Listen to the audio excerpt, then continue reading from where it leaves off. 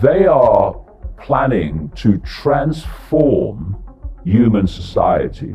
They want to transform it into what you would think of now as a sci-fi movie.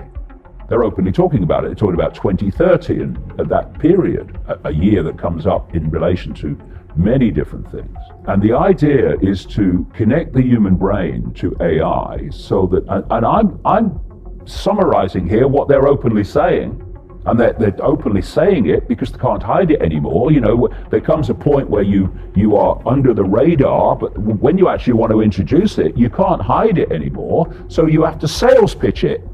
So you go from hiding it and developing it to selling it. So what they're selling it on is connect your brain to AI and you'll become superhuman. You'll become like the gods.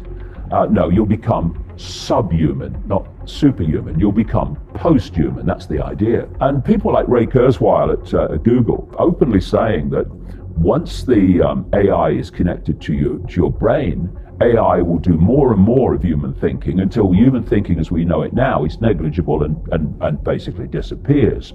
At that point, the human mind will be the AI mind. Up to this point, they've had to manipulate perception to dictate behavior. Their end game is to not even have to manipulate perception, but to become the perception via AI. And that's the point where you become the hive mind, where individuality is deleted. And that's where this is going with the mask, taking away individuality on the, what I call the totalitarian tiptoe to that end. Take me to 2022, August, 2 years from now. And let's assume, God forbid, that we've acquiesced every single step of the way. What does this world look like? If you take China today and multiply it 2 or 3 times, that's where we'll be. The brain processes information electrically and electromagnetically. It communicates with the rest of the body electrically and electromagnetically. By 2022, impact on the human environment will be vastly more than it is now. The body is an antenna. It's, the whole foundation of the body is a waveform information field from which the body we see is a projection. So any electromagnetic frequencies that adversely impact on the wave electromagnetic frequency balance of the body field is going to have psychological and what we call physical effects. Got to. The brain processes information, not only electromagnetically, but within a certain frequency band. And if you can access that frequency band with externally generated frequencies, it's been well known. It's been done by governments like the Russian government, etc. Way back in the 50s, it was going on. If you can get your frequency right, you can plant thoughts and perceptions in the minds of people, which they will then experience as their own thoughts and their own decisions, but actually externally being put in.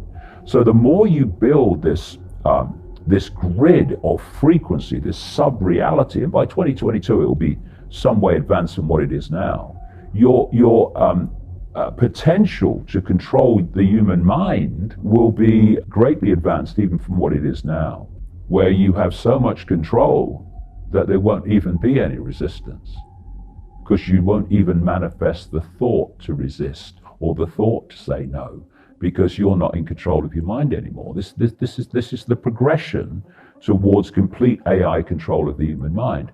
We are literally at the cusp between what remains of human freedom and the end, completely the end of human freedom, even the ability to think what you choose to think. So we're in a period now up to 2030, and I'm being very optimistic with 2030, where we are going to decide the future of the human race, even the existence of the human race as we've known it. That's where we are. Why do they target the young? And now why are they targeting the very young? Because they have a time scale. They have a script. They have a sequence of events.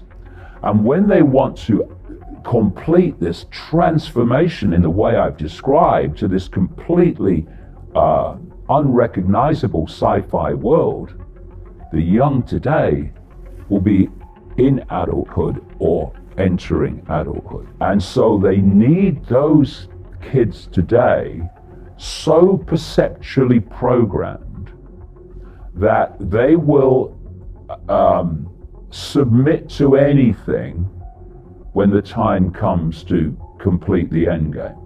In all of your 30 years studying this, did you ever expect such an accelerated period like we've seen in 2020?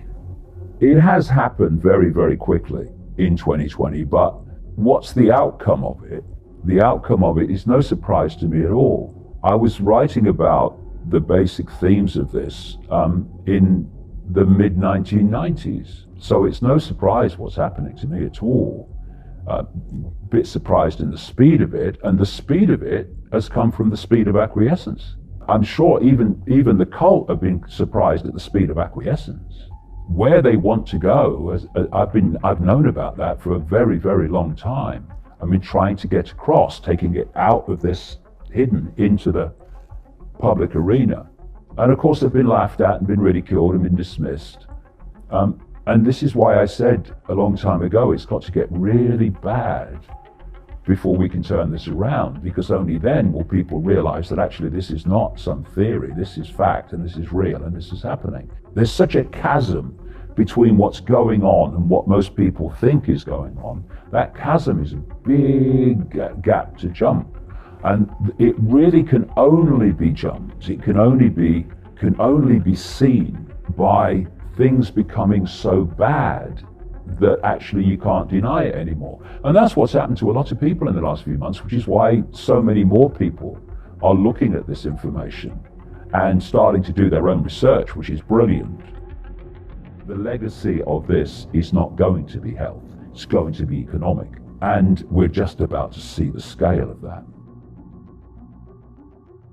What they've done is destroy independent businesses and the independent employment with those businesses of vast numbers of people. Nothing even like what's coming. And look who's taken the brunt of it. Not the major corporations, not the Amazons who have benefited enormously from it, but small businesses, medium businesses. With the lockdown, basically smacked them round the head with a baseball bat by shutting them down. And now they're opening or giving the opportunity to open some of them, those that haven't gone out of business in the meantime. And what they're actually doing symbolically is, having hit them round the head with a baseball bat, they're now letting them bleed to death. Because the regulations, the impositions on business means they simply can't get the throughput. Because of all the social distancing and regulations, they can't get the throughput to make a profit and survive. And so they're going to be falling and falling and falling. And with every one that falls, more people are falling into the lower strata of the Hunger Games society. This is why the 1% people, they're talking about a universal guaranteed income. But they're not doing it out of altruism. They're doing it because it's part of the control system, because it will come with strings. You can get your meager guaranteed income only if you do what you're told. They are planning to transform human society from what we've known, and I was born in 1952, I remember the world, there was nothing like it even is now, nothing like. They want to transform it into what you would think of now as a sci-fi movie, because the same people, the same cult that's behind all that's going on now, they are the same force that is in the midst of moving towards connecting AI to the human brain. Connect your brain to AI and you'll become superhuman, you'll become like the gods. No, you'll become subhuman, not superhuman. You'll become post-human, that's the idea. Once the AI is connected to your brain, AI will do more and more of human thinking until human thinking as we know it now is negligible and basically disappears. At that point, the human mind will be the AI mind. Up to this point, they've had to manipulate perception to dictate behavior. Their end game is to not even have to manipulate perception, but to become the perception via AI. And that's the point where you become the hive mind, where individuality is deleted. And that's where this is going with the mask, taking away individuality on the, what I call the totalitarian tiptoe to that end. And the whole transhumanism is to replace the human, so what we call human just becomes literally a computer terminal on an AI internet of this cult and the force that's behind the cult. Up to 2030, and I'm being very optimistic with 2030, where we are going to decide the future, because the idea is to introduce autonomous vehicles for everything. So you don't drive a vehicle anymore, it drives you. And the computer driving it will make sure that you can't go anywhere the system doesn't want you to go. So there's even more control. And anywhere you do go, the system will know absolutely everything about where you are.